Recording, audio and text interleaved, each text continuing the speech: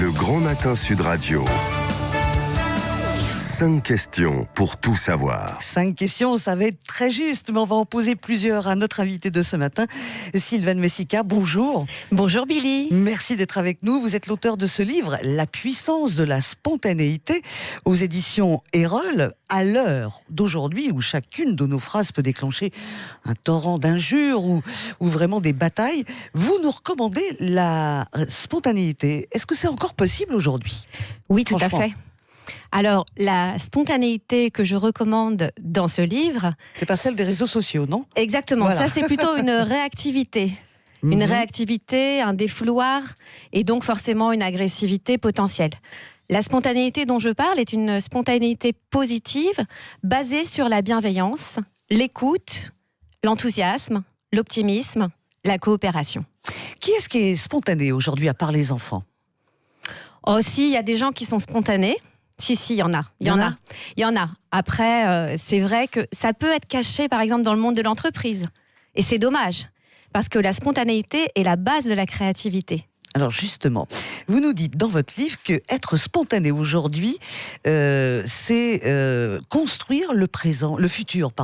C'est vivre au présent. Être spontané, c'est vivre au présent, je vais y arriver, et construire le futur. Oui. Oui, parce que pour moi, être un leader, on parle beaucoup de leadership. Le leader s'inscrit dans l'instant présent, c'est-à-dire qu'il agit dans l'instant présent. Alors on peut être leader sans être manager, on peut être leader pour construire et piloter sa vie. Et donc c'est dans l'instant qu'on va créer des choses. Et parfois ce sont des choses qui ne sont pas prévues. Ouais. Justement, qui vont être les plus magiques. Alors, Philippe David, qui est très spontané, je peux vous le dire, et au micro et dans les couloirs, a une question à vous poser. Bonjour Sylvaine, je voulais vous poser une question, la puissance de la spontanéité quand on est fan de sport. Est-ce que finalement, le top de la puissance de la spontanéité, c'est pas le coup de génie qui va être le but ou la passe magique, l'essai magique ou le passing shot en bout de course magique comme on est en période de Roland-Garros ? Complètement, ça peut être ça. Ça peut être une réaction enthousiaste du public, la joie que ça peut créer. C'est ça, c'est le coup de génie, c'est la puissance totale, là. La puissance totale. Deviens qui tu es, disait Nietzsche, et vous le citez dans son livre. Oui. Dans votre livre, pardon. Alors, je voudrais qu'on revienne à cette spontanéité qu'on a peut-être, avec les années, tous, l'un comme l'autre, perdue parce que la société nous a légèrement formatés. Comment on la retrouve, notre spontanéité ?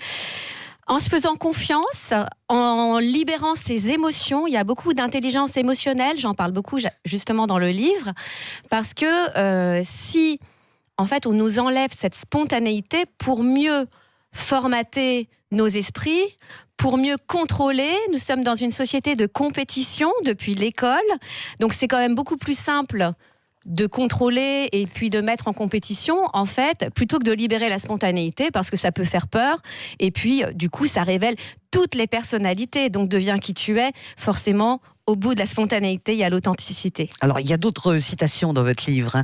Charlie Chaplin qui disait « L'esprit d'improvisation est un défi au sens critique ». C'est beau, ça, hein ? Très beau. Quand on connaît sa carrière. Vous avez abordé tout à l'heure le monde de l'entreprise. On va y revenir. Est-ce que les nouveaux métiers demandent aujourd'hui plus de spontanéité que les anciens ? Absolument, absolument.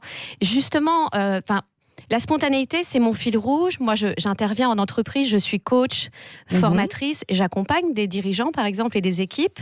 Aujourd'hui, la spontanéité est absolument indispensable, quand on travaille d'ailleurs en général. Pourquoi ? Parce que la mutation et la transformation, notamment digitale, est ultra, ultra rapide. Donc en fait, l'adaptation de l'humain est encore plus indispensable. Et là, il faut s'adapter rapidement et savoir changer, en fait. Et savoir changer, la spontanéité va aider au changement. Il y a quand même, j'ai bien lu votre livre, mais il y a quand même des travers à la spontanéité. Comme ? Ça peut nous coûter cher d'être spontané. Oui, mais en même temps, ça peut être un beau filtre à belle personne. Alors, pour ne pas dire un filtre à con. Ce n'est pas que de la... C'est drôle, ça. Ce n'est pas que de la parole, parce que disent les neurosciences ? Vous l'évoquez, ces neurosciences, dans votre livre. Alors, les neurosciences disent que justement, il y a un état, par exemple, qu'on retrouve chez le jazzman, donc l'état du flux, du flow, qui fait que la créativité va être suraugmentée. et l'impact sur la personne va être extrêmement puissant. C'est-à-dire cet état de liberté qui fait que vous ne comptez plus les heures, vous êtes dans la passion. Et ça, c'est très puissant. Ouais. Donc en fait, se lâcher prise.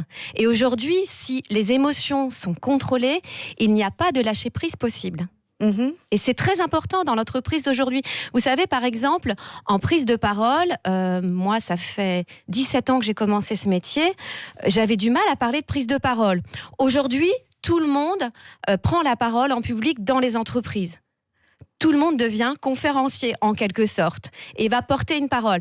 Pour arriver à faire ça, plus vous allez déclencher de la spontanéité, plus vous allez être votre propre orateur. Allez, 3 étapes importantes pour libérer notre spontanéité. La bienveillance, l'écoute. Vous parlez d'ouverture, hein, vous prenez Oui. la bienveillance et l'ouverture, même envers, je parle dans le monde du travail, envers des collègues qui sont pas faciles, pas gracieux, ça peut être aussi dans la rue, avec ses amis. Oui. Il faut s'ouvrir à tout le monde, même si on prend des claques. Alors, c'est pas forcément...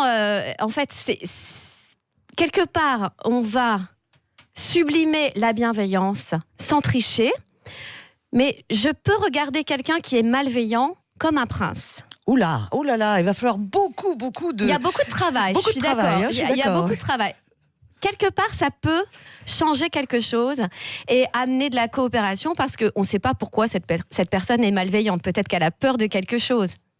En tous les cas, on va rester sur cette info et on va terminer avec une phrase que j'ai trouvée également dans votre livre. Elle est signée Quentin Tarantino. Je veux atteindre de hautes attentes, je veux vous couper le souffle. C'est ça aussi, soyez spontanés, prenez la parole. Je vous recommande ce livre. Merci Sylvaine Messica d'être venue ce matin Merci sur l'antenne Billy, de merci Sud Radio. La puissance de la spontanéité, retrouver son authenticité pour mieux vivre aux éditions Erol. Vous avez été spontané ce matin ? Ah j'espère. Nous aussi. J'espère. Merci. À 100%. En tout cas, moi, je vous invite à vivre de belles aventures. Il y a plein d'autodiagnostics pour vous découvrir à travers la spontanéité. Et puis, Sud Radio, c'est parler vrai. Ah oui, Absolument. ça c'est vrai. Donc, c'est D'ailleurs- l'authenticité, la spontanéité. Ouais. D'ailleurs, Le programme- Philippe, le programme. Oui, le